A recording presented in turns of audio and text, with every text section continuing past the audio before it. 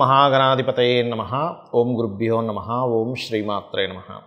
పరమేశ్వర స్వరూపమైనటువంటి జ్యోతిష, వాస్తు మరియు ఇతర అనేకమైనటువంటి శాస్త్రములను మనకు అందించినటువంటి మహర్షులకి నమస్కారం. హయగ్రీవ హయగ్రీవ హయగ్రీవేతి యోవధేత్తస్య నిస్సరతే వాణీ జనుకన్యా ప్రవాహవత్. అరుణాం కరుణాతరంగితాక్షీం ధృతపాశాంకుశపుష్పబాణచాపాం అనిమాదిభిరావృతాం మయూకైః అహమిత్యేవ విభావయే భవానీం. శ్రీమాత్రే నమః. మనం ఈరోజు చెప్పుకోబోయే టాపిక్ ఏమిటంటే 12 లగ్నాల వారు, లగ్నం తెలియని వారు 12 రాసుల వారు ఈ యొక్క పుష్కర సమయంలో, అంటే మే 1వ తేదీ నుంచి 12వ తేదీ వరకు ఉండేటువంటి పుష్కర సమయంలో ఈసారి నర్మదా నదముకు పుష్కరం వస్తుంది. పడమర నుంచి తూర్పుకి ప్రయాణం చేసేటువంటి వాటిని నదులు అంటారు. తూర్పు నుంచి పడమర వైపు ప్రయాణం చేసే దాన్ని నదములు అంటారు. మరి దీనికి ఏమిటి, దీనికి ఉండేటువంటి తేడా వల్ల మనం పరిహారం ఏం చేసుకుంటే ఏ ఫలితం వస్తుంది అంటే, నదములు అంటే తూర్పు నుంచి పడమర వైపు ప్రయాణం చేసే ఈ నర్మదా నదం ఏదైతే ఉందో 1వ తేదీ నుంచి 12వ తేదీ వరకు ఈ సమయంలో పుష్కర స్నానం చేసి అక్కడ ఎటువంటి దానం, ఏ లగ్నం వారు ఎటువంటి దానం ఇస్తే ఎటువంటి ఫలితం వస్తుంది, అదేవిధంగా లగ్నము రాశి కూడా తెలియదు అటువంటి వారు ఏ దానం చేయాలి, ఏ పరిహార మార్గం చేసుకుంటే శని భగవానుడి యొక్క అనుగ్రహం. అందరం చూడండి, శని భగవానుడికి సంబంధించిన విషయంలోనే కొంచెం బాధపడుతూ ఉంటాం కదా, అయ్యో నాకు ఏలినాడు శని నడుస్తుంది, అర్ధాష్టమి శని నడుస్తుంది, శని దశ నడుస్తుందని. ఆ యొక్క ఇబ్బంది అనేటువంటి తగ్గుతుంది, అన్ని విధాలా మీకు బాగుంటుంది.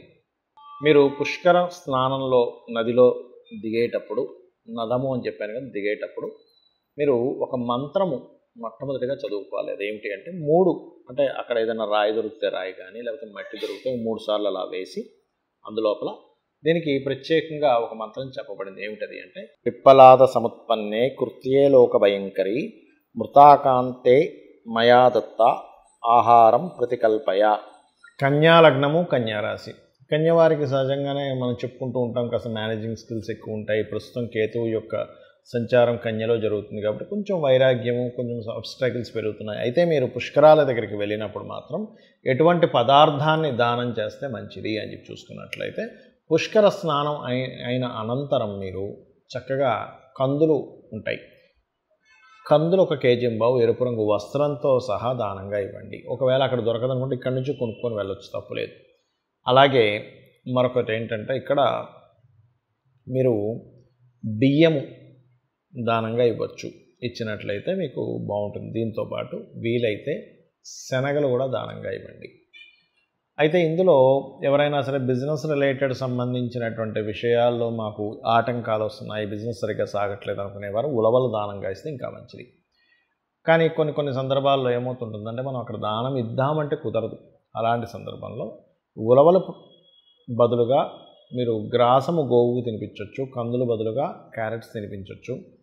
అదేవిధంగా కుజుడితో శని కూడా ఉన్నాడు కాబట్టి కాస్త బెల్లం కూడా గోవుకు తినిపించండి. అదేవిధంగా మీరు బియ్యపు పిండి గోవుకు తినిపించవచ్చు. అయితే దీనివల్ల వచ్చే ఫలితం ఏమిటి? మొట్టమొదటిగా వైరాగ్య ధోరణి అనేటువంటిది పోతుంది. అంటే తెలియని ఒక వైరాగ్యం, నేనేమీ చేయలేను అనే ఒక డిప్రెషన్లో ఉంటారు. డిప్రెషన్ అనేటువంటి తగ్గుతుంది, గుర్తుపెట్టుకోండి. అలాగే అనవసరంగా శత్రుత్వాలు అన్నదమ్ముల మధ్యన కావచ్చు, లేకపోతే ఏదైనా అప్పుల వల్ల వచ్చేటువంటి గొడవలు కావచ్చు, ఇవి ఖచ్చితంగా తగ్గుతాయి. మరొకటి ఏమిటంటే, దీంతోపాటు ఇక్కడ మానసిక స్ట్రెస్ ఒకటి ఇబ్బంది తగ్గుతుందని చెప్పుకున్నాము.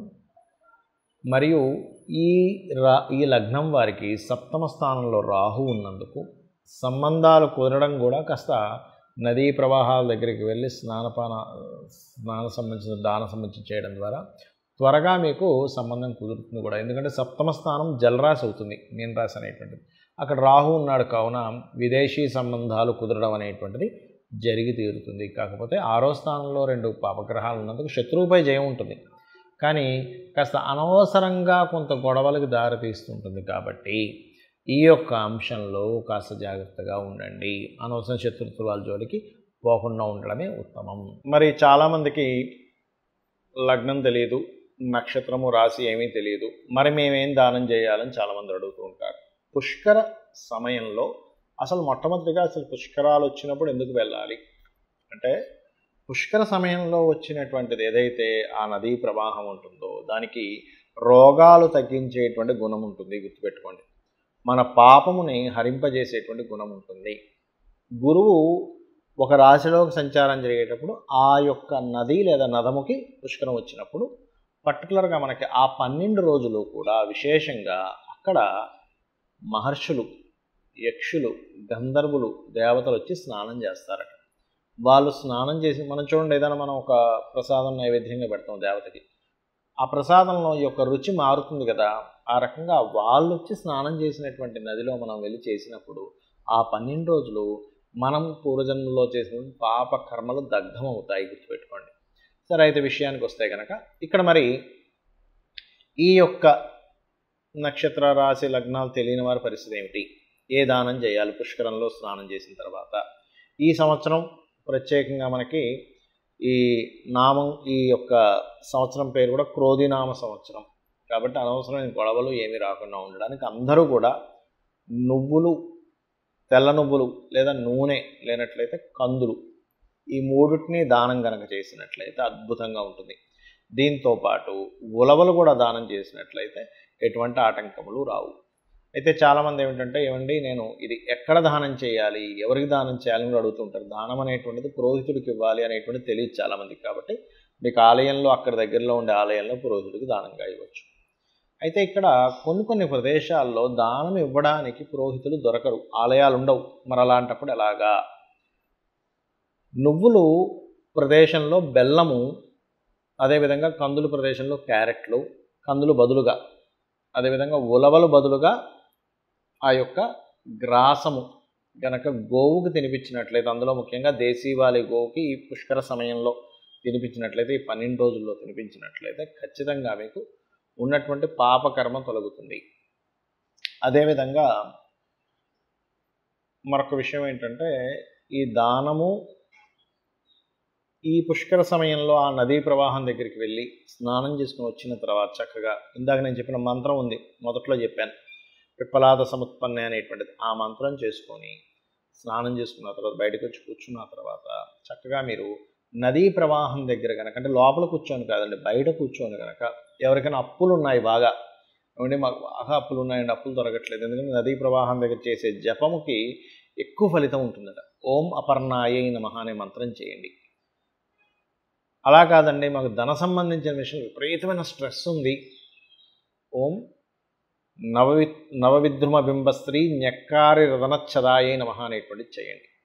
లేదా ఓం సంపత్కరీ సమారూఢ సింధుర వ్రజసేవితాయ నమః చేసుకోవచ్చు.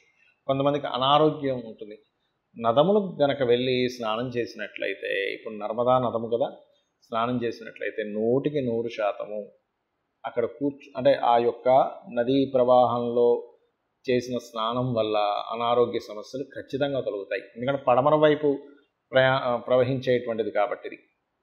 అలాగే ఇప్పుడు అనారోగ్య సమస్యలతో ఉండేటువంటి వారు ఏ మంత్రం చదువుకోవాలి అక్కడ కూర్చొని అని చెప్పి చూసుకున్నట్లయితే, ఓం సర్వవ్యాధి ప్రశమని సర్వమృత్యు నివారణి అగ్రగణ్య చింత్య రూప కలికల్మషనాశిని అయి నమః చేసుకోవచ్చు.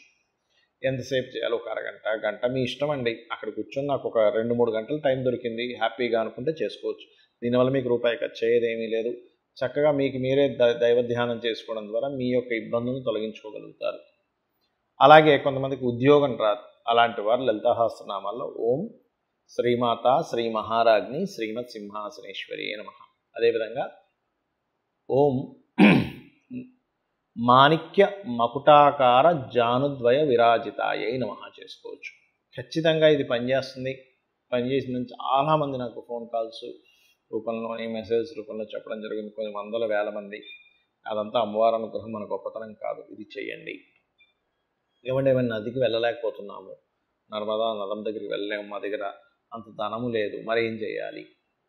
ఎందుకంటే కొంతమందికి పాసిబిలిటీ ఉండదు, కానీ పాసిబిలిటీ ఉంటే వెళ్ళండి. వెళ్ళలేని స్థితిలో ఉన్నవారు ఒకటే గుర్తుపెట్టుకోండి, ఇంట్లో ఉండేటువంటి ఇంట్లో మనకి పైపు, మన బకెట్లోనో లేకపోతే షవర్లో నుంచో వాటర్ తీసుకొని నర్మదా నదముగా భావించి భక్తి శ్రద్ధలతో మీరు కనుక ఇలా పట్టుకొని స్నానం చేసినట్లయితే కూడా ఖచ్చితంగా ఫలితం వస్తుంది. అలా నదుల దగ్గరికి వెళ్ళొద్దని నేను చెప్పట్లేదు, ఖచ్చితంగా వెళ్ళాలి, ఖచ్చితంగా చేసుకోవాలి. కొంతమంది వెళ్ళలేని స్థితిలో ఉంటారు, ఇంట్లో వాళ్ళు పంపించరు, కొన్నిసార్లు ఇంట్లో వాళ్ళు గొడవ చేస్తారు, ఇప్పుడు నదం దగ్గరికి వెళ్ళాల్సిన అవసరం ఉంది. ఇటువంటి వారు ఇలా కూడా చేయవచ్చు, గుర్తుపెట్టుకోండి.